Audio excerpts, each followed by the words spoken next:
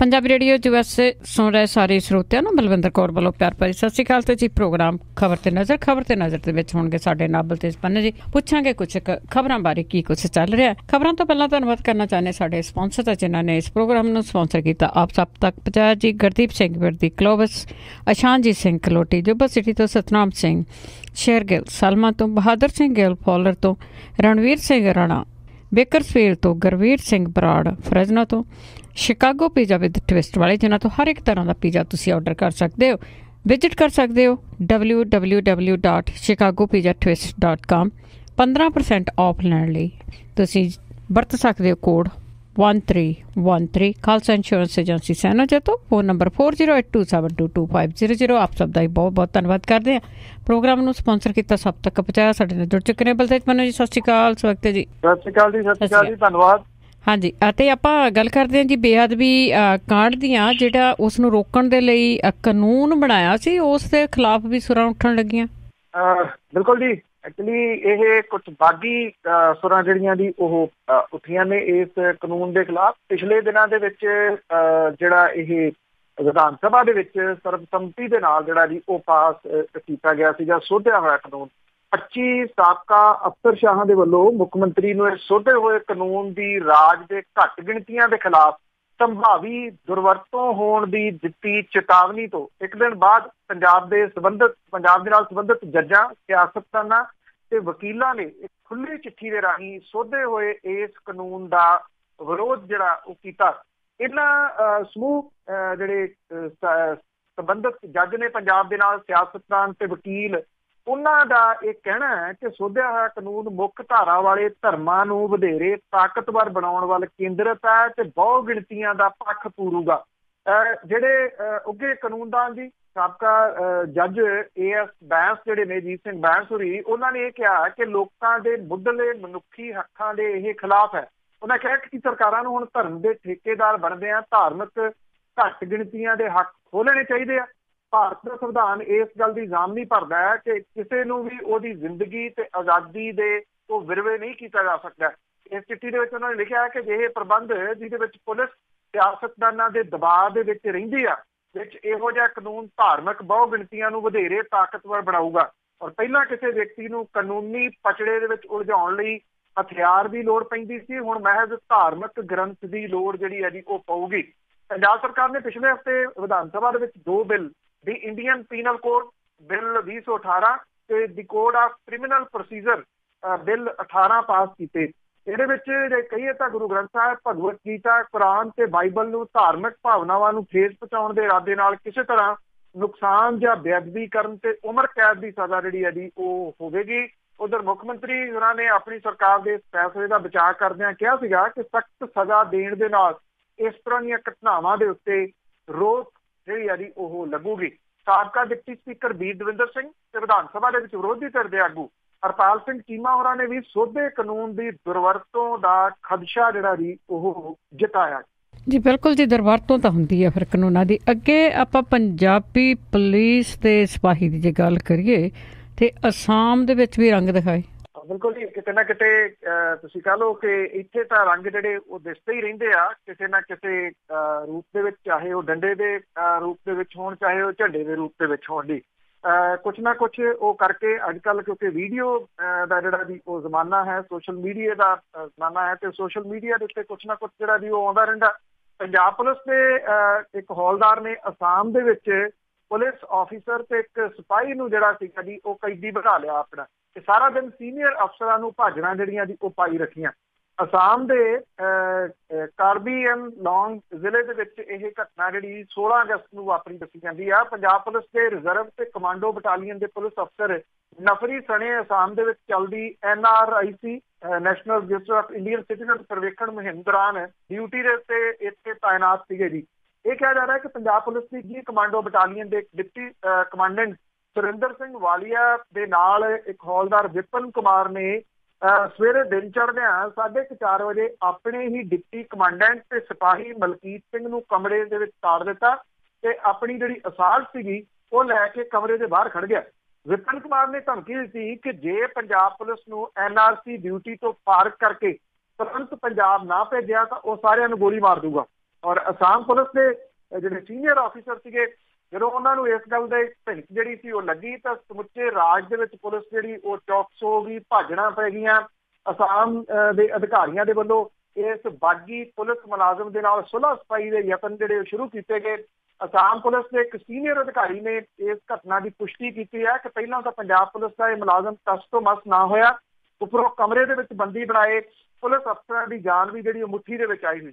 ਔਰ ਸਵੇਰੇ 4:30 ਵਜੇ ਤੋਂ ਬੰਦੀ ਪੁਲਿਸ ਅਫਸਰਾਂ ਨੂੰ ਜਿਹੜਾ ਖਾਣਾ ਵਗੈਰਾ ਸੀ ਉਹ ਵੀ ਨਾ ਦਿੱਤਾ ਜਾ ਸਕਿਆ। ਅਸਾਮ ਪੁਲਿਸ ਦੇ ਅਧਿਕਾਰੀਆਂ ਨੇ ਬੰਦੀਆਂ ਨੂੰ ਛਡਾਉਣ ਦੇ ਯਤਨ ਜਾਰੀ ਰੱਖੇ ਤਾਂ ਬਾਅਦ ਦੁਪਹਿਰ 2 ਵਜੇ ਜਾ ਕੇ ਜਿਹੜੀ ਸੀ ਉਹ ਗੱਲ ਨਿਬੜੀ ਔਰ ਪੰਜਾਬ ਪੁਲਿਸ ਦੇ ਮੁਲਾਜ਼ਮ ਨੇ ਬੰਦੀ ਅਫਸਰਾਂ ਨੂੰ ਛੱਡਣ ਦੀ ਜਿਹੜੀ ਸੀ ਉਹ ਹਾਮੀ ਭਰੀ। ਜਿਹੜੇ ਅਸਾਮ ਪੁਲਿਸ ਦੇ ਅਧਿਕਾਰੀ ਸੀਗੇ ਜੀ, ਉਹਨਾਂ ਨੇ ਪੰਜਾਬ ਪੁਲਿਸ ਦੇ ਬੰਦੀ ਅਫਸਰਾਂ ਦੀ ਸੁਰੱਖਿਅਤ ਰਿਹਾਈ ਦੇ ਵਾਸਤੇ ਰੋਹ ਦੇ ਵਿੱਚ ਆਇਆ ਪੁਲਿਸ ਕਰਮਚਾਰੀ ਸੀ ਉਹਨੂੰ ਮੰਗਾ ਮੰਨਣ ਦਾ ਭਰੋਸਾ ਦੇ ਦਿੱਤਾ। ਔਰ ਅਸਾਮ ਪੁਲਿਸ ਨੇ ਪੰਜਾਬ ਪੁਲਿਸ ਦੇ ਅਧਿਕਾਰੀਆਂ ਨੂੰ ਇਹ ਸਲਾਹ ਦਿੱਤੀ ਕਿ ਉਹ ਆਪਣੇ ਇਸ ਭੁੱਤਰੇ ਹੋਏ ਮੁਲਾਜ਼ਮ ਨੂੰ ਨਾਲ ਲੈ ਕੇ ਵਾਪਸ ਚਲੇ ਜਾਣ। ਪਰ ਪੰਜਾਬ ਪੁਲਿਸ ਦੇ ਅਧਿਕਾਰੀਆਂ ਨੇ ਅਨੁਸ਼ਾਸਨ ਤੋੜਨ ਤੇ ਕਾਨੂੰਨ ਹੱਥ ਦੇ ਵਿੱਚ ਲੈਣ ਵਾਲੇ ਕਰਮਚਾਰੀ ਦੇ ਖਿਲਾਫ ਕਾਰਵਾਈ ਦੀ ਸਲਾਹ ਦਿੱਤੀ। ਇਸ ਤੋਂ ਬਾਅਦ ਬਾਗੀ ਕਰਮਚਾਰੀ ਜਿਹੜਾ ਸੀਗਾ ਜੀ ਉਹਦੇ ਖਿਲਾਫ 307 ਤੇ ਹੋਰ ਸੰਗੀਨ ਧਾਰਾਵਾਂ ਦੇ ਤਹਿਤ ਪੁਲਿਸ ਥਾਣਾ ਬੈਠਾਨਸੂ ਹੈਗਾ ਜੀ, ਇੱਥੇ ਕੇਸ ਦਰਜ ਹੋਇਆ। ਔਰ ਪੰਜਾਬ ਪੁਲਿਸ ਦਾ ਇਹ ਬਾਗੀ ਕਰਮਚਾਰੀ ਜਿਹੜਾ ਜੀ ਅਜੇ ਵੀ ਅਸਾਮ ਦੀ ਜੇਲ੍ਹ ਦੇ ਵਿੱਚ ਅਦਾਲਤੀ ਹਿਰਾਸਤ ਦੇ ਅਧੀਨ ਜਿਹੜਾ ਜੀ ਉਹ ਬੰਦੀ ਆ। ਪੰਜਾਬ ਪੁਲਿਸ ਦੇ ਅਧਿਕਾਰੀ ਜਿਹੜੇ ਆ ਜੀ ਇਸ ਘਟਨਾ ਦੇ ਮਾਮਲੇ ਦੇ ਵਿੱਚ ਆਪਣੇ ਮੁਲਾਜ਼ਮ ਨੂੰ ਜਿਹੜਾ ਜੀ ਉਹ ਬਚਾਉਣ ਦੇ ਵਾਸਤੇ ਯਤਨਸ਼ੀਲ ਨੇ ਜੀ। ਔਰ ਜਿਹੜੀ ਅਸਾਮ ਪੁਲਿਸ ਦੀ ਮੰਗ ਦੇ ਉੱਤੇ ਪੰਜਾਬ ਪੁਲਿਸ ਦੇ ਵੱਲੋਂ ਆਰਮ ਤੇ ਇੰਡੀਅਨ ਰਿਜ਼ਰਵ ਬਟਾਲੀਅਨ ਦੇ ਕਮਾਂਡੈਂਟ ਤੇ ਡਿਪਟੀ ਕਮਾਂਡੈਂਟਾਂ ਨੂੰ ਡਿਊਟੀ ਦੇ ਵਾਸਤੇ ਜਿਹੜਾ ਜੀ ਉਹ ਭੇਜਿਆ ਗਿਆ ਸੀ। ਸ਼ਾਇਦ ਅੱਗੋਂ ਇਹ ਦੀਆਂ ਡਿਊਟੀਆਂ ਜਾਂ ਪੰਜਾਬ ਪੁਲਿਸ ਨੂੰ ਸੱਦਣ ਦੇ ਵਾਸਤੇ ਜਿਹੜਾ ਜੀ ਮੇਰਾ ਖਿਆਲ ਜ਼ਰੂਰ ਜਿਹੜੇ ਉਹ ਹੱਥ ਖੜੇ ਕਰ ਲੈਣਗੇ ਕਿ ਇਹਨਾਂ ਨੂੰ ਨਾ ਹੀ ਸੱਦਿਆ ਜਾਵੇ ਤਾਂ ਬੈਟਰ। ਅਸਾਮ ਵਾਲੇ ਤਾਂ ਨਹੀਂ ਘੱਟੋ ਘੱਟ ਸੱਦਦੇ ਦੁਬਾਰਾ ਜੀ। ਤੇ ਅੱਗੇ SYL ਨਹਿਰ ਦੇ ਜਿਹੜੀ ਹੋਣ ਵਾਲੀ ਸੁਣਵਾਈ ਸੀਗੀ ਉਸ ਦੀ ਗੱਲ ਕਰੀਏ, ਉਹ ਟਲੀ ਅੱਜ ਇਹਦੇ ਉੱਤੇ ਸੁਪਰੀਮ ਕੋਰਟ ਦੇ ਵਿੱਚ ਜਿਹੜੀ ਜੀ ਉਹ ਸੁਣਵਾਈ ਸੀਗੀ। ਪੰਜਾਬ ਦੇ ਮੁੱਖ ਮੰਤਰੀ ਕੈਪਟਨ ਅਮਰਿੰਦਰ ਸਿੰਘ ਹੋਰੀ ਪਿਛਲੇ 3 ਦਿਨ ਤੋਂ ਦਿੱਲੀ ਜਿਹੜਾ ਜੀ ਬੈਠੇ ਨੇ। ਕਿਹਾ ਜਾ ਰਿਹਾ ਹੈ ਕਿ ਇਸ ਮਾਮਲੇ ਦੇ ਸੰਬੰਧੀ ਸੀਨੀਅਰ ਵਕੀਲਾਂ ਦੇ ਨਾਲ ਸਲਾਹ ਮਸ਼ਵਰਾ ਜਿਹੜਾ ਜੀ ਉਹ ਨਿਰੰਤਰ ਜਾਰੀ ਸੀਗਾ ਕਿ ਜੇ ਫੈਸਲਾ ਜਿਹੜਾ ਉਹ ਪੰਜਾਬ ਦੇ ਵਿਰੋਧ ਦੇ ਵਿੱਚ ਆਉਂਦਾ ਤੇ ਫਿਰ ਅਗਲੀਆਂ ਜਿਹੜੀਆਂ ਜੀ ਉਹ ਕੜੀਆਂ ਕੀ ਹੋਣਗੀਆਂ, ਅੱਗੋਂ ਫਿਰ ਇਸ ਕੇਸ ਨੂੰ ਕਿਵੇਂ ਜਿਹੜਾ ਜੀ ਉਹ ਤੋੜਿਆ ਜਾ ਸਕਦਾ। ਪ੍ਰਧਾਨ ਮੰਤਰੀ ਤੇ ਗ੍ਰਹਿ ਮੰਤਰੀ ਦੇ ਨਾਲ ਵੀ ਮੁਲਾਕਾਤ ਜਿਹੜੀ ਹੈ ਜੀ ਉਹ ਮੁੱਖ ਮੰਤਰੀ ਦੀ ਉੱਥੇ ਦਿੱਲੀ ਦੇ ਵਿੱਚ ਜਿਹੜੀ ਹੈ ਜੀ ਉਹ ਹੋਈ ਹੈ। ਔਰ ਇਹ ਵੀ ਪਤਾ ਲੱਗਾ ਕਿ ਮੁੱਖ ਮੰਤਰੀ ਹੋਰਾਂ ਦੀ ਇਸ ਮੁੱਦੇ ਦੇ ਉੱਤੇ ਪਾਣੀ ਸੋਮਿਆਂ ਬਾਰੇ ਕੇਂਦਰੀ ਮੰਤਰੀ ਨਿਤਿਨ ਗਡਕਰੀ ਦੇ ਨਾਲ ਵੀ ਮੀਟਿੰਗ ਦੇ ਵਿੱਚ ਚਰਚਾ ਜਿਹੜੀ ਉਹ ਹੋਈ। ਕੇਂਦਰ ਦੇ ਵੱਲੋਂ ਪੇਸ਼ ਕੀਤੀਆਂ ਤਜਵੀਜ਼ਾਂ ਦੇ ਉੱਤੇ ਪੰਜਾਬ ਦੀ ਸਹਿਮਤੀ ਨਹੀਂ ਹੈਗੀ, ਜਿਹਦੇ ਕਰਕੇ ਮਾਮਲਾ ਮੁੜ ਕੇ ਦੁਬਾਰਾ ਜਿਹੜਾ ਜੀ ਚਰਚਾ ਹੋਣ ਦੀ ਸੰਭਾਵਨਾ ਹੈ। ਕਿਉਂਕਿ ਜਿਹੜਾ ਅਗਲਾ ਦਿਨ ਹੁੰਦਾ ਉਦੋਂ ਇੱਕ ਦਿਨ ਪਹਿਲਾਂ ਜਿਹੜੀ ਜੀ ਉਹ ਲਿਸਟ ਲੱਗ ਜਾਂਦੀ ਹੈ ਕਿ ਇਹਦੇ ਵਿੱਚ ਕਿਹੜੇ ਮਾਮਲੇ ਜਿਹੜਾ ਜੀ ਉਹ ਭਲਕੇ ਵਿਚਾਰੇ ਜਾਣਗੇ। ਕੱਲ ਜਿਹੜੀ ਸ਼ਾਮੀ ਸੀ ਉਹ ਲਿਸਟ ਲੱਗ ਗਈ। ਇਹਦੇ ਵਿੱਚ ਪੰਜਾਬ ਦੇ SYL ਸੰਬੰਧੀ ਜਿਹੜਾ ਮਾਮਲਾ ਸੀਗਾ ਉਹ ਲਿਸਟ ਦੇ ਵਿੱਚ ਹੈ ਨੀਗਾ, ਵਿਚਾਰ ਅਧੀਨ ਨਹੀਂ ਹੈਗਾ। ਅੱਜ ਦੀ 5 ਤਰੀਕ ਅੱਜ ਸਾਡੇ ਇੱਥੇ ਹੋ ਗਈ ਹੈ। ਸੋ ਅੱਜ ਇਹ ਮਾਮਲਾ ਜਿਹੜਾ ਜੀ ਸੁਪਰੀਮ ਕੋਰਟ ਦੇ ਵਿੱਚ ਨਹੀਂ ਆਊਗਾ। ਇਹਦੀ ਅਗਲੀ ਤਰੀਕ ਪਈ ਆ, ਅਜੇ ਕੁਝ ਵੀ ਜਿਹੜਾ ਜੀ ਪਤਾ ਨਹੀਂ ਲੱਗਿਆ। ਅੱਜ ਦਿਨ ਦੇ ਸਮੇਂ ਅਗਲੀ ਤਰੀਕ ਦਾ ਜਿਹੜਾ ਜੀ ਉਹ ਪਤਾ ਲੱਗੂਗਾ। ਸੁਪਰੀਮ ਕੋਰਟ ਦੇ ਚੀਫ ਜਸਟਿਸ ਦੀਪਕ ਮਿਸ਼ਰਾ ਜਿਹੜੇ ਜੀ ਉਹ ਇਸ ਮਹੀਨੇ ਦੇ ਅੰਤ ਦੇ ਉੱਤੇ ਰਿਟਾਇਰ ਜਿਹੜਾ ਜੀ ਉਹ ਹੋ ਰਹੇ ਨੇ। ਔਰ ਜਿਹੜੀ 1 ਅਕਤੂਬਰ ਹੈ ਉਹਨੂੰ ਤਾਂ 2 ਅਕਤੂਬਰ ਉਹਨਾਂ ਦਾ ਲਾਸਟ ਦਿਨ ਹੈ ਤੇ 1 ਅਕਤੂਬਰ ਉਹਨਾਂ ਦਾ ਲਾਸਟ ਦਿਨ ਹੋਊਗਾ ਕਿਉਂਕਿ 2 ਅਕਤੂਬਰ ਦੀ ਛੁੱਟੀ ਹੁੰਦੀ ਆ ਤੇ ਉਸ ਦਿਨ ਉਹ ਰਿਟਾਇਰ ਹੋ ਜਾਣਗੇ। ਹੁਣ ਵੇਖਣਾ ਇਹ ਵੀ ਹੋਊਗਾ ਕਿ ਕੀ ਉਹਨਾਂ ਦੀ ਰਿਟਾਇਰਮੈਂਟ ਤੋਂ ਪਹਿਲਾਂ ਉਹ ਇਸ ਸੰਬੰਧੀ ਜਿਹੜਾ ਕੁਛ ਦੱਸਦੇ ਆ, ਫੈਸਲਾ ਜਿਹੜਾ ਜੀ ਉਹ ਕਰਦੇ ਆ, ਜਾਂ ਫਿਰ ਇਹਨੂੰ ਅਗਲਾ ਜਿਹੜੇ ਜੀ ਆਉਣ ਵਾਲੇ ਜਿਹੜੇ ਚੀਫ ਜਸਟਿਸ ਨੇ ਉਹਨਾਂ ਦੇ ਉੱਤੇ ਜਿਹੜਾ ਜੀ ਉਹ ਛੱਡਿਆ ਜਾਂਦਾ। ਉਂਝ ਵੈਸੇ ਇਹ ਕਨਫਰਮ ਹੋ ਗਿਆ ਕਿ ਰੰਜਨ ਗੋਗੋਈ ਜਿਹੜੇ ਜੀ ਉਹ ਅਗਲੇ ਸੁਪਰੀਮ ਕੋਰਟ ਦੇ ਚੀਫ ਜਸਟਿਸ ਹੋਣਗੇ। ਰੰਜਨ ਗੋਗੋਈ ਹੋਰੀ ਉਹੀ ਨੇ ਜੀ ਜਿਨ੍ਹਾਂ ਨੇ ਜੱਜਾਂ ਦੇ ਨਾਲ ਮਿਲ ਕੇ ਪ੍ਰੈਸ ਕਾਨਫਰੰਸ ਪਹਿਲੀ ਵਾਰੀ ਜਿਹੜੀ ਸੁਪਰੀਮ ਕੋਰਟ ਦੇ ਇਤਿਹਾਸ ਦੇ ਵਿੱਚ ਕੀਤੀ ਸੀ। ਉਹਨਾਂ ਦੇ ਵਿੱਚੋਂ ਇੱਕ ਜੱਜ ਜੇ ਚੇਲਾਮੇਸ਼ਵਰ ਜਿਹੜੇ ਜੀ ਉਹ ਰਿਟਾਇਰ ਹੋ ਚੁੱਕੇ ਨੇ, ਜਦੋਂ ਕਿ ਜਿਹੜੇ ਰੰਜਨ ਗੋਗੋਈ ਅਗਲੇ ਚੀਫ ਜਸਟਿਸ ਹੋਣਗੇ ਔਰ ਉਹ 13 ਮਹੀਨਿਆਂ ਦੇ ਵਾਸਤੇ ਸੁਪਰੀਮ ਕੋਰਟ ਦੇ ਚੀਫ ਜਸਟਿਸ ਰਹਿਣਗੇ। ਅੱਜ ਤੇ ਅੱਗੇ ਗੱਲ ਕਰਦੇ ਹਾਂ ਜੀ ਕਿ ਬੜੀ ਤਰੱਕੀ ਕੀਤੀ ਆ ਭਾਰਤ ਨੇ ਜਦ ਦਾ ਮੋਦੀ ਆਇਆ, ਤੇਲ ਦੀਆਂ ਕੀਮਤਾਂ ਸਮਾਨੇ ਚੜੀਆਂ ਤੇ ਜਿਹੜਾ ਰੁਪਈਆ ਆ ਉਹ ਹੋਰ ਡਿੱਗਿਆ।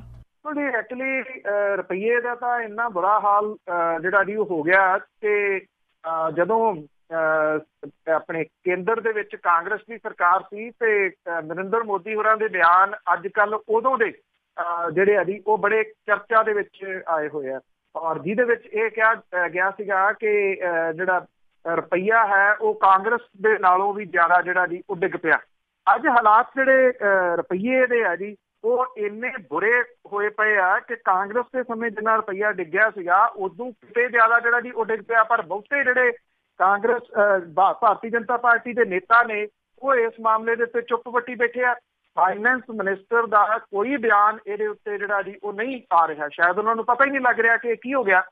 ਇਸ ਵੇਲੇ ਜਿਹੜਾ ਰੁਪਈਆ ਡਾਲਰ ਦੇ ਮੁਕਾਬਲੇ 35 ਪੈਸੇ ਹੋਰ ਜਿਹੜਾ ਜੀ ਉਹ ਡਿੱਗ ਪਿਆ, ਔਰ ਸਭ ਤੋਂ ਨੀਵੇਂ ਜਿਹੜਾ ਸੀਗਾ ਜੀ ਉਹ ਪੱਧਰ ਦੇ ਉੱਤੇ ਬੰਦ ਹੋਇਆ 71 ਰੁਪਈਏ ਤੇ 58 ਪੈਸੇ, 71 ਰੁਪਈਏ ਤੋਂ ਵੀ ਜਿਹੜਾ ਜੀ ਉਹ ਡਿੱਗ ਪਿਆ। ਇਹ ਆਲ ਟਾਈਮ ਲੋ ਰੁਪਈਆ ਜਿਹੜਾ ਜੀ ਉਹ ਕਿਹਾ ਜਾ ਰਿਹਾ। ਇਹਦੇ ਨਾਲ ਬਿਨਾਂ ਕਿਸੇ ਸ਼ੱਕ ਦੇ ਅਰਥਚਾਰੇ ਦੇ ਉੱਤੇ ਤੇਲ ਦੀਆਂ ਕੀਮਤਾਂ ਦੇ ਉੱਤੇ ਇਹਦਾ ਵੱਡਾ ਅਸਰ ਜਿਹੜਾ ਜੀ ਉਹ ਪੈ ਰਿਹਾ।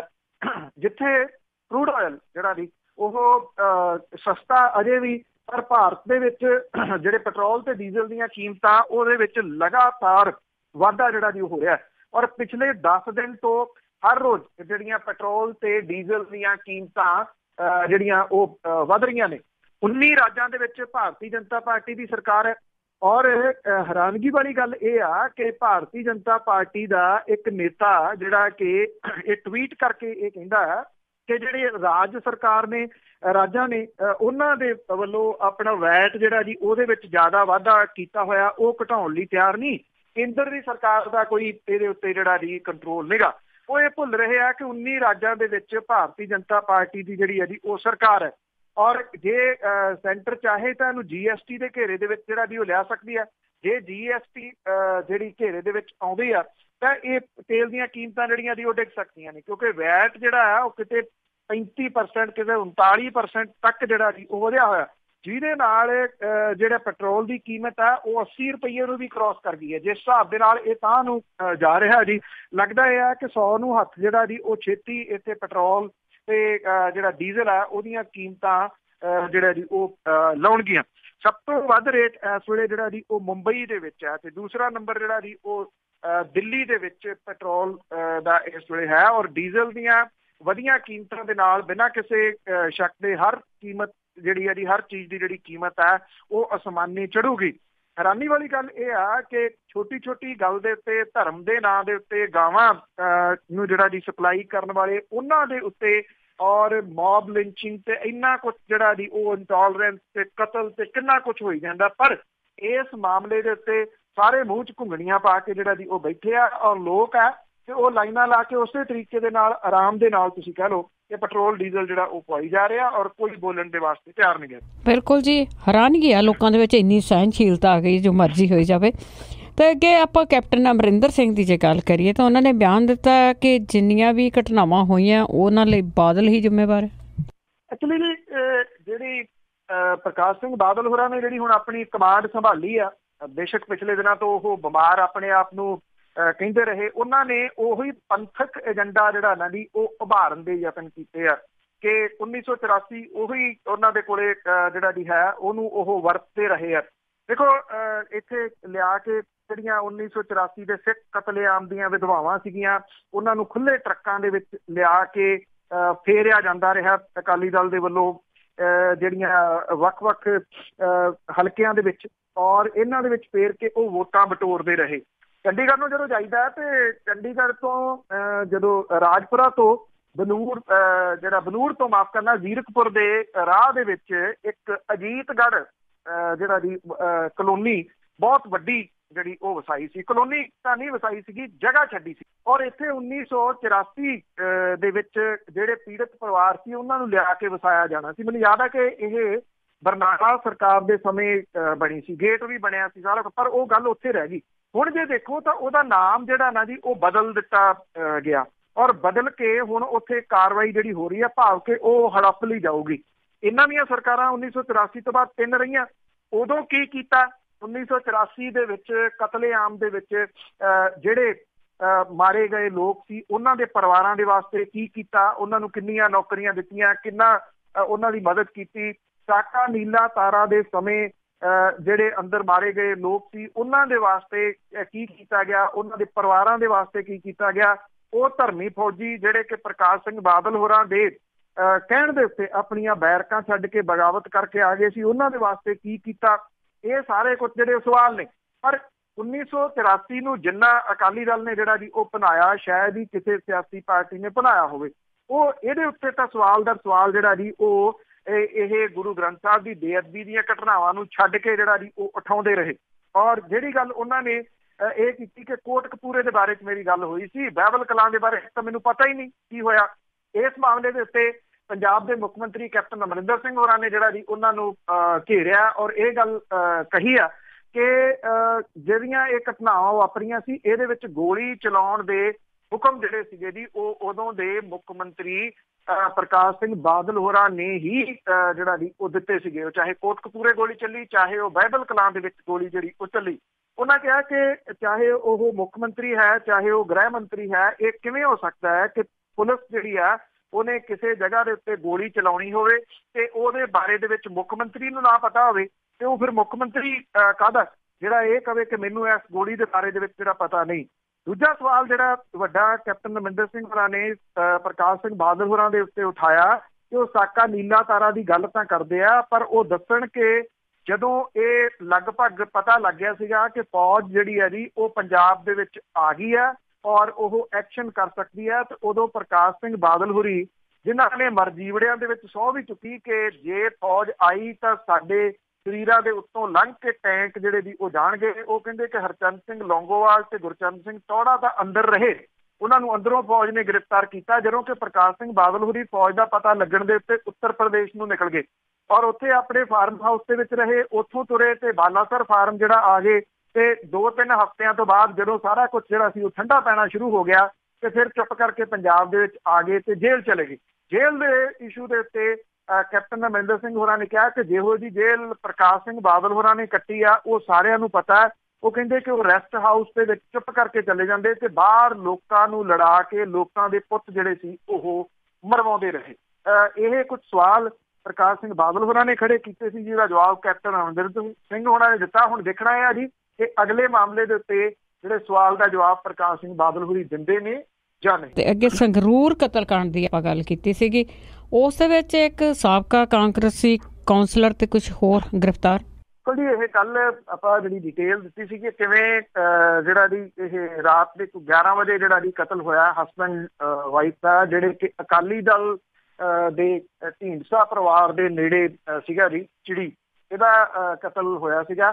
ਔਰ ਇਸ ਮਾਮਲੇ ਦੇ ਵਿੱਚ ਸੰਗਰੂਰ ਦੀ ਪੁਲਿਸ ਨੇ ਜਿਹੜਾ ਜੀ ਅਕਾਲੀ ਸਮਰਥਕ ਤੇ ਪ੍ਰਾਪਰਟੀ ਡੀਲਰ ਤੇ ਉਹਦੀ ਪਤਨੀ ਦੇ ਕਤਲ ਦੇ ਮਾਮਲੇ ਦੇ ਵਿੱਚ ਸਾਬਕਾ ਕਾਂਗਰਸੀ ਕੌਂਸਲਰ ਸਣੇ 2 ਜਣਿਆਂ ਨੂੰ ਗ੍ਰਿਫਤਾਰ ਜਿਹੜਾ ਜੀ ਕੀਤਾ, ਜਦੋਂ ਕਿ 2 ਅਜੇ ਫਰਾਰ ਜਿਹੜਾ ਜੀ ਉਹ ਦੱਸੇ ਜਾ ਰਹੇ ਆ। ਪੁਲਿਸ ਨੇ ਇਹਨਾਂ ਦਾ ਰਿਮਾਂਡ ਜਿਹੜਾ ਜੀ ਉਹ ਲਿਆ। ਚਰਨਜੀਤ ਗਰਗ ਉਰਫ ਚਿੜੀ ਤੇ ਉਹਦੀ ਪਤਨੀ ਪੂਜਾ ਗਰਗ ਦੇ ਕਤਲ ਦੇ ਹੇਠ ਸਾਬਕਾ ਨਗਰ ਕੌਂਸਲਰ ਕਾਂਗਰਸ ਦਾ ਅਨੁਪਮ ਤੇ ਪ੍ਰਦੀਪ ਕੁਮਾਰ ਨੂੰ ਗ੍ਰਿਫਤਾਰ ਜਿਹੜਾ ਜੀ ਉਹ ਕੀਤਾ ਗਿਆ। ਜੱਸੀ ਤੇ ਜੱਜੂ 2 ਜਣੇ ਜਿਹੜੇ ਜੀ ਉਹ ਫਰਾਰ ਦੱਸੇ ਗਏ ਆ। 7 ਦਿਨ ਦੀ ਪੁਲਿਸ ਨੇ ਰਿਮਾਂਡ ਕੀਤੀ ਸੀ, ਪਰ 5 ਦਿਨ ਦਾ ਪੁਲਿਸ ਰਿਮਾਂਡ ਜਿਹੜਾ ਜੀ ਇਹਨਾਂ ਨੂੰ ਮਿਲਿਆ ਜਿਹੜਾ ਜੀ ਉਹ ਦੱਸਿਆ ਜਾ ਰਿਹਾ। ਇਹ ਹੁਣ ਮਹਿਜ਼ ਜਿਹੜਾ ਜੀ ਸਿਆਸਤ ਦੇ ਕਰਕੇ ਕਤਲ ਹੈ, ਭਾਵ ਕਿ 2 ਸਿਆਸੀ ਪਾਰਟੀਆਂ ਦੇ ਵਿਚਾਲੇ ਟਕਰਾਓ ਜਿਹੜਾ ਜੀ ਉਹਦੇ ਕਰਕੇ ਕਤਲ ਹੈ, ਜਾਂ ਫਿਰ ਇਹਦੇ ਵਿੱਚ ਕਿਤੇ ਨਾ ਕਿਤੇ ਕੋਈ ਲੈਣ ਦੇਣ ਦਾ ਜਿਹੜਾ ਜੀ ਮਾਮਲਾ ਜਿਸ ਐਂਗਲ ਤੋਂ ਪੁਲਿਸ ਜਿਹੜੀ ਹੈ ਜੀ ਉਹ ਕੰਮ ਕਰ ਰਹੀ ਹੈ। ਕਿਉਂਕਿ ਇਹ ਜਿਹਦਾ ਕਤਲ ਹੋਇਆ ਹੈ ਜੀ ਚਰਨਜੀਤ ਗਰਗ ਦਾ, ਇਹ ਪ੍ਰਾਪਰਟੀ ਡੀਲਰ ਸੀਗਾ ਔਰ ਪ੍ਰਾਪਰਟੀਆਂ ਜਿਹੜੀਆਂ ਨੇ ਜਿੰਨੇ ਪ੍ਰਾਪਰਟੀ ਡੀਲਰ ਸੀ ਮੈਕਸੀਮਮ ਉਹਦੇ ਵਿੱਚੋਂ ਫਸੇ ਆ ਜੀ।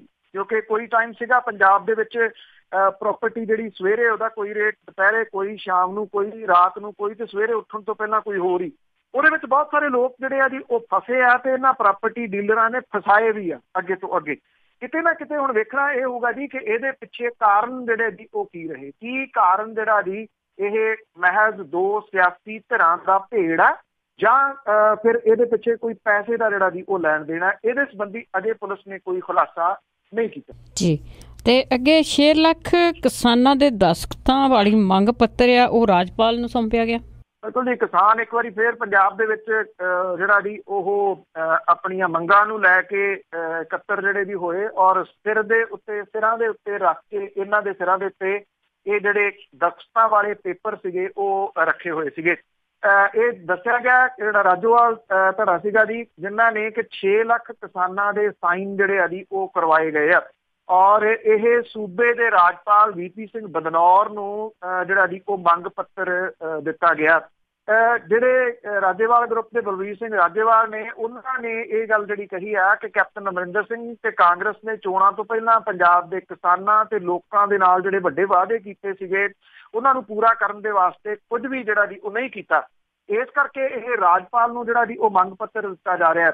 ਇਹ ਦੱਸਿਆ ਗਿਆ ਕਿ ਮੰਗ ਪੱਤਰ ਦੇ ਵਿੱਚ ਵੱਡੇ ਵੱਡੇ ਬੰਡਲ ਇਹਨਾਂ ਨੇ ਜਿਹੜੇ ਜੀ ਸਿਰਾਂ ਦੇ ਉੱਤੇ ਚੁੱਕੇ ਸੀਗੇ, ਜਿਹਦੇ ਵਿੱਚ 6 ਲੱਖ ਕਿਸਾਨਾਂ ਦੇ ਸਾਈਨ ਜਿਹੜੇ ਜੀ ਉਹ ਕੀਤੇ ਹੋਏ ਆ। ਚੰਡੀਗੜ੍ਹ ਪੁਲਿਸ ਨੇ ਸ਼ਹਿਰ ਦੇ ਵਿੱਚ ਦਾਖਲ ਹੋਣ ਦੇ ਸਮੇਂ ਕਿਸਾਨਾਂ ਨੂੰ ਰੋਕਿਆ ਤੇ ਕਿਸਾਨ ਜਿਹੜੇ ਸੀ ਉਹ ਸੜਕ ਦੇ ਉੱਤੇ ਧਰਨਾ ਮਾਰ ਕੇ ਬਹਿ ਗਏ। ਇਸ ਤੋਂ ਬਾਅਦ ਯੂਨੀਅਨ ਦਾ 15 ਮੈਂਬਰੀ ਜਿਹੜਾ ਵਫਦ ਸੀਗਾ VP ਸਿੰਘ ਬਦਨੌਰ ਹੋਰਾਂ ਨੂੰ ਰਾਜ ਭਵਨ ਦੇ ਵਿੱਚ ਮੰਗ ਪੱਤਰ ਜਿਹੜਾ ਜੀ ਉਹ ਦੇਣ ਦੇ ਵਾਸਤੇ ਗਿਆ। ਉੱਥੇ ਜਿਹੜੇ ਰਾਜਪਾਲ ਸੀ ਉਹਨਾਂ ਨੇ ਇਹ ਮੰਗ ਪੱਤਰ ਜਿਹੜਾ ਜੀ ਉਹਨਾਂ ਤੋਂ ਲਿਆ। ਜਿਹੜੇ ਬਲਬੀਰ ਸਿੰਘ ਰਾਜੋਵਾਲ ਨੇ ਉਹ ਇਹ ਕਹਿੰਦੇ ਆ ਕਿ ਜਿਹੜੀ ਕਾਂਗਰਸ ਹੈ ਜੀ ਉਹਨੇ ਵਾਅਦਾ ਕੀਤਾ ਸੀਗਾ ਚੋਣਾਂ ਦੇ ਵਿੱਚ ਕਿ ਸਣੇ ਆੜਤੀਆਂ ਦੇ ਸਾਰਾ ਕਰਜ਼ਾ ਜਿਹੜਾ ਜੀ ਮਾਫ਼ ਕੀਤਾ ਜਾਊਗਾ, ਜਿਹੜਾ ਕਿ ਉਹਨਾਂ ਦੇ ਚੋਣ ਮਨੋਰਥ ਪੱਤਰ ਦੇ ਵਿੱਚ ਦਰਜ ਹੈ। ਪਰ ਸਰਕਾਰ ਬਣਨ ਤੋਂ ਬਾਅਦ ਉਹਨਾਂ ਨੇ ਕਿਸਾਨਾਂ ਦੇ ਨਾਲ ਡਰਾਮੇਬਾਜ਼ੀ ਜਿਹੜੀ ਸੀ ਉਹ ਸ਼ੁਰੂ ਕਰ ਦਿੱਤੀ, ਔਰ ਯੂਨੀਅਨ ਨੇ ਕੈਪਟਨ ਸਰਕਾਰ ਭੰਗ ਕਰਨ ਦੀ ਮੰਗ ਜਿਹੜੀ ਦੀ ਉਹ ਕੀਤੀ, ਔਰ ਇਹ ਵੀ ਕਿਹਾ ਕਿ ਰਾਜਪਾਲ ਜਿਹੜੇ ਨੇ ਉਹਨਾਂ ਦੀ ਗੱਲ ਉੱਪਰ ਕੇਂਦਰ ਸਰਕਾਰ ਤੱਕ ਜਿਹੜਾ ਜੀ ਉਹ ਪਹੁੰਚਾਉਣ। ਇਹ ਵੇਖਣਾ ਇਹੀ ਹੋਊਗਾ ਜੀ ਕਿ ਜਿਹੜੇ ਕਿਸਾਨ ਜਿਨ੍ਹਾਂ ਦੀਆਂ ਖੁਦਕੁਸ਼ੀਆਂ ਜਿਹੜੀਆਂ ਜੀ ਉਹ ਹਾਲ ਦੀ ਘੜੀ ਦਬਦੀਆਂ, ਖੁਦਕੁਸ਼ੀਆਂ ਉਸੇ ਤਰੀਕੇ ਦੇ ਨਾਲ ਜਾਰੀ ਨੇ, ਪਰ ਇਹ ਖਬਰਾਂ ਦਬਦੀਆਂ। ਪੰਜਾਬ ਦੇ ਵਿੱਚ ਨਸ਼ਿਆਂ ਦਾ ਇਸ਼ੂ ਵੱਡਾ ਬਣ ਕੇ ਜਿਹੜਾ ਉੱਭਰਿਆ ਸੀਗਾ, ਪਰ ਹਾਲ ਦੀ ਘੜੀ ਬਹੁਤੀਆਂ ਖਬਰਾਂ ਦੇ ਵਿੱਚ ਦਬ ਗਿਆ। ਪਰ 2 ਜਿਹੜੀਆਂ ਮੌਤਾਂ ਨੇ ਓਵਰਡੋਜ਼ ਦੇ ਨਾਲ ਹੋ ਰਹੀਆਂ, ਐਵਰੇਜ ਜਿਹੜੀਆਂ 2 ਮੌਤਾਂ ਉਹ ਉਸੇ ਤਰੀਕੇ ਦੇ ਨਾਲ ਜਿਹੜਾ ਜੀ ਉਹ ਜਾਰੀ ਨੇ। ਇਹ ਜਿਹੜੀਆਂ ਜਦੋਂ ਕੋਈ ਵੱਡੀ ਖਬਰ ਆਉਂਦੀ ਹੈ, ਕਿਉਂਕਿ ਅੱਜ ਇਸ ਗੱਲ ਦੀ ਆਸ ਦੇ ਵਿੱਚ ਕੁਝ ਸਿਆਸੀ ਪਾਰਟੀਆਂ ਬੈਠੀਆਂ ਸੀ, ਆਪਾਂ ਉਹ ਖਬਰ ਸਾਂਝੀ ਕੀਤੀ ਆ ਕਿ SYL ਦਾ ਜਿਹੜਾ ਜੀ ਫੈਸਲਾ ਅੱਜ ਆ ਜਾਏ ਤੇ ਜਿਹੜੀ ਵੱਡੀ ਖਬਰ ਹੈ ਬੇਅਦਬੀ ਵਾਲੀ ਉਹ ਉਹਦੇ ਹੇਠਾਂ ਦਬ ਸਕਦੀ ਹੈ। ਉਹ ਤਾਂ ਆਇਆ ਨਹੀਂ, ਪਰ ਜਿਹੜਾ ਬੇਅਦਬੀ ਕਾਂਡ ਸੀਗਾ ਬਿਨਾਂ ਕਿਸੇ ਸ਼ੱਕ ਦੇ ਉਹ ਇੱਕ ਬਹੁਤ ਵੱਡਾ ਜਿਹੜਾ ਜੀ ਇਸ਼ੂ ਹੈ, ਉਹ ਸਿਆਸੀ ਇਸ਼ੂ ਤਾਂ ਹੈ ਨਹੀਂ ਗਾ ਜਿਹਦੇ ਕਰਕੇ ਉਹ ਦਬ ਜਾਵੇ। ਪਰ ਇਹ ਜਿਹੜੀਆਂ ਕਿਸਾਨਾਂ ਦੀਆਂ ਤੇ ਜਿਹੜੀਆਂ ਨਸ਼ੇ ਦੇ ਨਾਲ ਹੋ ਰਹੀਆਂ ਡੈਥ ਨੇ ਉਹ ਜ਼ਰੂਰ ਇਸ਼ੂ ਜਿਹੜਾ ਜੀ ਪਿਛਲੇ ਸਮੇਂ ਦੇ ਦੌਰਾਨ ਜਿਹੜੀਆਂ ਵੱਡੀਆਂ ਖਬਰਾਂ ਸੀ ਅੱਜ ਉਹ ਦਬ ਗਿਆ ਹੈ। ਬਿਲਕੁਲ ਜੀ, ਕੋਈ ਜਿਹੜੀ ਪੋਲਿਟਿਕਸ ਹੁੰਦੀ ਲੋਕੀ ਉੱਧਰ ਨੂੰ ਹਾਲਾ ਲਾਲਾ ਕਰਨ ਲੱਗ ਪੈਂਦੇ, ਪਰ ਜਿਹੜੇ ਅਸਲੀ ਮੁੱਦੇ ਆ ਵਾਕਿਆ ਹੀ ਦਬੇ ਜਾਂਦੇ ਆ। ਤੇ ਮਲੋਟ ਰੈਲੀ ਦੇ ਵਿੱਚ ਸੁਖਬੀਰ ਬਾਦਲ ਦੀ ਗੜਕ ਮੱਠੀ ਪਈ। ਇੱਕ ਤਾਂ ਜੀ ਜਿਹੜੇ ਅਸਤੀਫਿਆਂ ਦਾ ਦੌਰ ਹੈ ਜੀ ਉਹ ਚੱਲ ਪਿਆ ਹੋਇਆ। ਸਾਬਕਾ ਮੰਤਰੀ ਨੇ, ਮੰਤਰੀ ਤਾਂ ਉਹ ਕਾਂਗਰਸ ਵੱਲੋਂ ਰਹੇ ਮਲਕੀਤ ਸਿੰਘ ਬੀਰਮੀ, ਪਰ ਉਹ ਵਿਧਾਨ ਸਭਾ ਚੋਣਾਂ ਤੋਂ ਪਹਿਲਾਂ ਅਕਾਲੀ ਦਲ ਦੇ ਵਿੱਚ ਚਲੇ ਗਏ ਸੀਗੇ। ਅਕਾਲੀ ਦਲ ਤੋਂ ਉਹਨਾਂ ਨੇ ਅਸਤੀਫਾ ਦੇ ਦਿੱਤਾ ਤੇ ਇਹ ਗੱਲ ਕਹੀ ਕਿ ਬੇਅਦਬੀ ਵਾਲੀਆਂ ਜਿਹੜੀਆਂ ਘਟਨਾਵਾਂ ਉਹਦੇ ਵਿੱਚ ਰਣਜੀਤ ਸਿੰਘ ਕਮਿਸ਼ਨ ਦੀ ਰਿਪੋਰਟ ਦੇ ਵਿੱਚ ਨਾਮ ਆਉਣ ਤੋਂ ਬਾਅਦ ਅਕਾਲੀ ਦਲ ਦੇ ਵਿੱਚ ਉਹ ਰਹਿ ਨਹੀਂ ਜਿਹੜਾ ਨਹੀਂ ਸਕਦੇ। ਮਲਕੀਤ ਸਿੰਘ ਬੀਰਮੀ ਨੇ ਆਪਣਾ ਅਸਤੀਫਾ ਅਕਾਲੀ ਦਲ ਤੋਂ ਦਿੱਤਾ। ਇਹ ਮਾਮਲਾ ਜਿਹੜਾ ਵੀ ਤੂਲ ਫੰਡ ਤੋਂ ਬਾਅਦ ਪ੍ਰਕਾਸ਼ ਸਿੰਘ ਬਾਦਲ ਹੋਰਾਂ ਦੇ 3 ਦਹਾਕੇ ਵਫਾਦਾਰ ਰਹੇ ਸਾਬਕਾ ਜ਼ਿਲ੍ਹਾ ਜਥੇਦਾਰ ਫਰੀਦਕੋਟ ਦੇ ਮੱਖਣ ਸਿੰਘ ਨੰਗਲ ਤੇ ਮਾਰਕੀਟ ਕਮੇਟੀ ਜੈਤੋ ਦੇ ਸਾਬਕਾ ਚੇਅਰਮੈਨ ਰਣਜੀਤ ਸਿੰਘ ਔਲਖ ਨੇ ਆਪਣੇ ਅਹੁਦਿਆਂ ਤੋਂ ਅਸਤੀਫਾ ਜਿਹੜਾ ਜੀ ਉਹ ਦੇ ਦਿੱਤਾ। ਨੰਗਲ ਤੇ ਔਲਖ ਨੇ ਇਹ ਕਿਹਾ ਕਿ ਗੁਰੂ ਗ੍ਰੰਥ ਸਾਹਿਬ ਦੀ ਬੇਅਦਬੀ ਨੂੰ ਗੰਭੀਰਤਾ ਦੇ ਨਾਲ ਨਾ ਲੈਣ ਤੇ ਇਸ ਕਾਂਡ ਦੇ ਵਿੱਚੋਂ ਸਿਆਸੀ ਫਾਇਦਾ ਲੈਣ ਕਰਕੇ ਉਹ ਅਕਾਲੀ ਲੀਡਰਸ਼ਿਪ ਤੋਂ ਬੇਹੱਦ ਨਿਰਾਸ਼ ਨੇ। ਰਣਜੀਤ ਸਿੰਘ ਔਲਖ ਜਿਹੜਾ ਜੀ ਸਾਬਕਾ ਸੰਸਦੀ ਸਕੱਤਰ, ਜਿਹਦਾ ਨਾਮ ਇਹ ਸਭ ਮਾਮਲੇ 'ਚ ਬੋਲਦਾ ਮਨਤਾਰ ਸਿੰਘ ਬਰਾੜ, ਉਹਦੇ ਕਰੀਬੀ ਰਿਸ਼ਤੇਦਾਰ ਨੇ। ਇਸ ਕਰਕੇ ਇਹ ਬਾਦਲ ਪਰਿਵਾਰ ਨੂੰ ਜਿਹੜਾ ਜੀ ਉਹ ਝਟਕਾ ਕਿਹਾ ਜਾ ਰਿਹਾ ਇਹ 2 ਅਸਤੀਫਿਆਂ ਦਾ। ਉਧਰ ਮਲੋਟ ਦੇ ਵਿੱਚ ਕੀਤੀ ਰੈਲੀ ਦੇ ਵਿੱਚ ਅਕਾਲੀ ਦਲ ਦੇ ਪ੍ਰਧਾਨ ਸੁਖਬੀਰ ਸਿੰਘ ਬਾਦਲ ਹੋਰਾਂ ਦੀ ਜਿਹੜੀ ਗੜਕ ਸੀਗੀ ਜੀ ਉਹ ਤਾਂ ਤਕਰੀਬਨ ਗਾਇਬ ਜਿਹੜੀ ਉਹ ਹੋ ਗਈ। ਉਹਨਾਂ ਦੀ ਆਵਾਜ਼ ਦੇ ਵਿੱਚ ਕੋਈ ਗੜਕ ਨਹੀਂ ਸੀਗੀ। ਜ਼ਿਲ੍ਹਾ ਪ੍ਰੀਸ਼ਦ ਚੋਣਾਂ ਸੰਬੰਧੀ ਪਾਰਟੀ ਦੇ ਰੱਖੇ ਸਮਾਗਮ ਦੇ ਵਿੱਚ ਬੇਅਦਬੀ ਦਾ ਮੁੱਦਾ ਜਿਹੜਾ ਸੀ ਉਹ ਭਾਰੂ ਰਿਹਾ। ਢਿੱਲੇ ਜੈਕਾਰੇ ਸੀਗੇ ਜੀ, ਜਿਹਦੇ ਕਰਕੇ ਬਾਰ-ਬਾਰ ਬੁਲਾਰਿਆਂ ਨੂੰ ਜਿਹੜਾ ਜੀ ਉਹ ਬੋਲਣਾ ਪਿਆ ਕਿ ਉੱਚੀ ਆਵਾਜ਼ ਦੇ ਵਿੱਚ ਜੈਕਾਰੇ ਜਿਹੜੇ ਜੀ ਉਹ ਲਾਏ ਜਾਣ, ਪਰ ਆਵਾਜ਼ ਜਿਹੜੀ ਸੀ ਉਹ ਜੈਕਾਰਿਆਂ ਦੀ ਦੱਬ ਕੇ ਰਹਿ ਗਈ। ਹਾਲਾਤ ਇਹ ਸੀਗੇ ਕਿ ਸੁਖਬੀਰ ਸਿੰਘ ਬਾਦਲ ਹੋਰੀ ਜ਼ਿਲ੍ਹਾ ਪ੍ਰੀਸ਼ਦ ਚੋਣਾਂ ਦੀ ਤਰੀਕ ਦੱਸਣ ਦੇ ਵਿੱਚ ਹੀ ਟਪਲਾ ਖਾ ਗਏ। ਜਿਸ ਤਰੀਕੇ ਦੇ ਨਾਲ ਮਾਈਕ ਵੇਖ ਕੇ ਸੁਖਬੀਰ ਸਿੰਘ ਬਾਦਲ ਹੋਰੀ ਬੋਲਦੇ ਨੇ ਜਾਂ ਜਦੋਂ ਕਿਤੇ ਇਕੱਠ ਹੋਵੇ ਉੱਥੇ ਬੋਲਦੇ ਨੇ, ਉਹ ਸਾਰਾ ਕੁਝ ਜਿਹੜਾ ਜੀ ਉਹ ਗਾਇਬ ਸੀਗਾ। ਚਿਹਰੇ ਤੋਂ ਉਹਨਾਂ ਦੀ ਜਿਹੜੀ ਜੀ ਉਹ ਰੌਣਕ ਗਾਇਬ ਸੀਗੀ।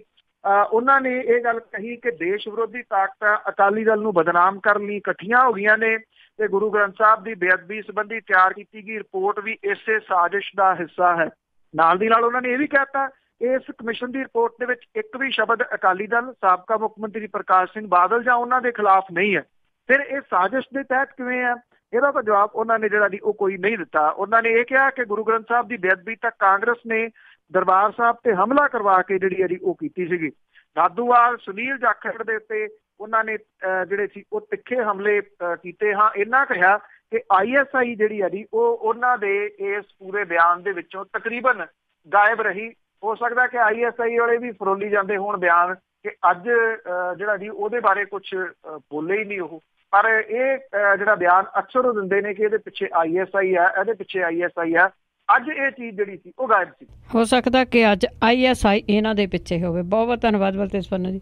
ਮਿਹਰਬਾਨੀ ਜੀ, ਧੰਨਵਾਦ ਜੀ, ਸਤਿ ਸ਼੍ਰੀ ਅਕਾਲ ਜੀ। ਤੇ ਸਰੋਤੇ ਸਨ ਬਲਤੇਜ ਪੰਨੂ ਜੀ ਕਰਦੇ ਨੇ ਖਬਰਾਂ, ਜੁੜਦੇ ਨੇ ਸਾਡੇ ਨਾਲ। ਹੁਣ ਇਸੇ ਦੇ ਨਾਲ ਸਾਡਾ ਅੱਜ ਦਾ ਪ੍ਰੋਗਰਾਮ ਇੱਥੇ ਹੀ ਸਮਾਪਤ। ਬਲਵਿੰਦਰ ਕੌਰ ਵੱਲੋਂ ਆਪ ਸਭ ਨੂੰ ਪਿਆਰ ਭਰੀ ਸਤਿ ਸ਼੍ਰੀ ਅਕਾਲ।